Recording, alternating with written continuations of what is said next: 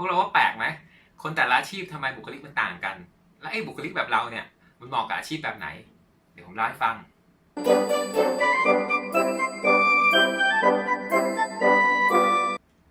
สวัสดีครับพูดจาภาษาอาร์ตครับมีใครเคยสงสัยแบบผมไหมครับว่าคนแต่ละอาชีพทำไมบุคลิกถึงต่างกันอย่างอาชีพตำรวจนักร้องเน็ตไอดอลหรือคุณหมอเราเคยสังเกตไหมแต่ละคนเนี่ยบุคลิกต่างกันโดยสิ้นเชิงทำไมล่ะครับสิ่งที่สำคัญคือเราต่างหากบุคลิกแบบไหนแล้วเหมาะกับอาชีพแบบไหนมากที่สุดอย่างที่ผมเคยบอกไปใน EP ที่แล้วนะครับสิ่งที่ควรจะสแกนเป็นอันดับแรกคือหัวใจของเราเองนี่แหละใน EP นี้นะครับผมจะพาทุกคนไปค้นหาของที่มีตัวเองนะครับแล้วมาดูกันว่าคุณเป็นคนแบบไหนก่อนอื่นพวกเราต้องเข้าใจก่อนนะครับว่าคนในโลกเนี้ยแบ่งออกได้4บุคลิกหรือ4ประเภทผมหยิบมาจากปรัชญาของอินเดียแดงโบราณที่ใช้เลือกหัวหน้ากุนซือและตำแหน่งสำคัญในเผ่าปรัชญานี้เขาจะยกตัวอย่างลักษณะของสัตว์ที่อินเดียแดงโบราณคุ้นเคยคือกระทิงอินทรีหนูและหมีในยุคนี้เราจะหาสัตว์พวกนี้มาเรียนรู้นิสัยแบบพี่ๆในแดงคงยากผมเลยทำให้มันง่ายกว่านั้นโดยการแบ่งคนออกเป็น4สายคือสายนักรบสายศิลปินสายนักบุญสายกุนซือวัตถุประสงค์ของผมคือต้องการให้พวกเราในยุคนี้เข้าใจลักษณะจากบุคลิกไอคอนที่เราคุ้นเคยและง่ายสนุกโดนใจที่สุดและที่สำคัญสุดเราต้องใช้เรื่องราวของ EP นี้ไปหาสายของตัวเองได้จริงๆอย่างแรกเราต้องทำความเข้าใจในแกนทั้ง4กันก่อนอย่างที่ผมเคยบอกไปเราจะรู้จักตัวเองมากที่สุดขอให้เริ่มจากตัวเราเองก่อนคนบนโลกนี้แบ่งออกเป็น2ลักษณะใหญ่ๆคือคนสายลับและคนสายลุกผมหมายถึงลักษณะคนนะครับไม่ใช่เรื่องโยนทางเพศเรามาทำความเข้าใจกันก่อนว่าคนสายลับและคนสายลุกต่างกันยังไงคนด้านซ้ายหรือคนสายลับมีวิธีการสื่อสารของเขาแบบตั้งรับอย่างเวลาเจอเพื่อนคนสายลับจะนิ่งๆมีฟอร์มส่งสายตามองมันบ้างรอเพื่อนเดินมาทักก่อนหรือถ้ามีอะไรต้องตัดสินใจเขาจะตัดสินใจด้วยประสาทสัมผัสทั้ง5มาก่อนเขาจะเอาสิ่งที่เคยเห็นเคยได้ยินเคยได้กลิ่นเคยทำมาก่อนเอามาเป็นข้อมูลเป็น reference ในการตัดสินใจอะไรบางอย่างคนด้านขวาหรือคนสายลุกมีลักษณะคิดเร็วทำเร็วพูดเร็วกล้าคิดกล้าทำกล้าพูดไม่คิดมากแต่บางทีมันก็ไม่คิดอะไรเลยอย่างเวลาเจอเพื่อนคนสายลุกจะเดินเข้าไปหาบางทีก็ยกมือตะโกนว่ากูอยู่นี่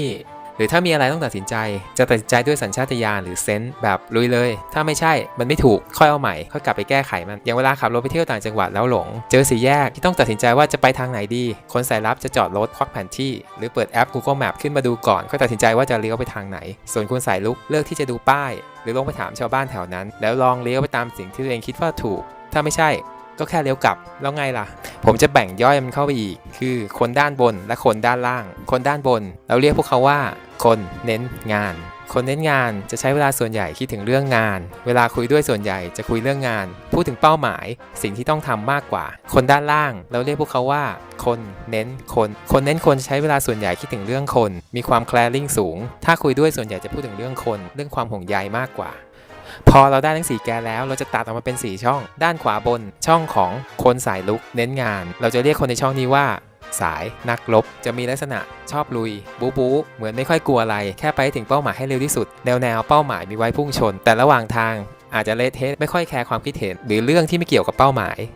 พลังการใช้เวลาหรือจะรู้สึกเฟลเมื่อสิ่งที่สายนี้ทำมันใช้เวลาในการไปถึงเป้าหมายมากเกินไปคนด้านขวาล่างช่องของคนสายลุกเน้นคนเราจะเรียกคนในช่องนี้ว่าสายศิลปินจะมีลักษณะชอบความสนุกสนานผิวไหวไปได้เรื่อยๆทำอะไรด้วยอารมณ์ชอบสร้างสรรค์เปลี่ยนแปลงสิ่งใหม่ๆคิดนอกกรอบบางทีอาจออกไปนอกโลกเลยชอบมองภาพรวมนวัตกรรมใหม่ๆอัปเดตตลอดเวลาไม่ชอบงานรูทีนหรืองานที่ทำอะไรวนๆซ้ำๆพลังความนิยมหรือจะรู้สึกเฟลเมื่อสิ่งที่สายนี้ทำไม่ได้รับความนิยมด้านซ้ายล่างช่องของคนสายลับเน้นคนหรือเราจะเรียกคนในช่องนี้ว่าสายนักบุญจะมีลักษณะสุขนิยมชอบความสบายๆไม่หวือหวารักเพื่อนขี้เกรงใจมีอะไรเก็บไว้เองเพราะไม่อยากให้เพื่อนไม่สบายใจต้องการการยอมรับจากเพื่อนๆไม่ค่อยชอบเปลี่ยนแปลงชอบทำงานรูทีนที่ทำอะไรวนๆซ้ำๆพลังการยอมรับหรือจะรู้สึกเฟลเมื่อสิ่งที่สายนี้ทำไม่มีใครยอมรับด้านซ้ายบนช่องของคนสายลับเน้นงานเราจะเรียกคนในช่องนี้ว่าสายกุนซือจะมีลักษณะนิ่งๆแข็งๆทื่อๆยึดตามกฎตามระเบียบอยู่ในกรอบเน้นความสมบูรณ์แบบถ้ารู้สึกว่าเปอร์เซ็นต์ที่จะผิดพลาดมันมากกว่าที่เขายอมรับได้คนสายนี้จะยังไม่เริ่มทำอะไรเลยพลังความสมบูรณ์แบบหรือจะรู้สึกเฟลเมื่อสิ่งที่สายนี้ทำมันไม่สมบูรณ์แบบสรุปนะครับสายนักรบพลังแห่งการใช้เวลาสายศิลปินพลังความนิยมสายนักบุญพลังการยอมรับสายกุนซือพลังความสมบูรณ์แบบ หาเจอไหมครับว่าเราสายอะไรจริงๆแล้วการแบ่งสายคือการบอกว่าเราเป็นบุคลิกแบบไหนเพื่อที่เราจะได้ทำงานในสิ่งที่เรารักไม่มีสายไหนดีกว่าสายไหนไม่มีสายไหนถูกสายไหนผิดไม่มีสายไหนดีสายไหนเลวบางทีสายที่เราเป็นอาจสังคมอาจถูกงานประจำบีบให้เราเป็นแบบนั้นสิ่งสำคัญที่สุดเมื่อเรารู้แล้วว่าเราสายไหนชีวิตที่เหลือต่อจากนี้เราก็จะรู้ว่าทำยังไงทำงานประเภทไหนให้มันมีความสุข EP ต่อไปนะครับผมจะมาเจาะลึกในแต่ละสายนะครับว่าลักษณะของคนในแต่ละสายเป็นยังไงนะครับเพื่อนที่เราคุยอยู่เพื่อนในกลุ่มคุณครูหัวหน้างานแม้กระทั่งครอบครัวเราใครอยู่สายไหนและแต่ละสายเราจะเข้าถึงเขายังไงให้เรามีความสุขให้เรารักกันเราเจอกันครับบ๊ายบาย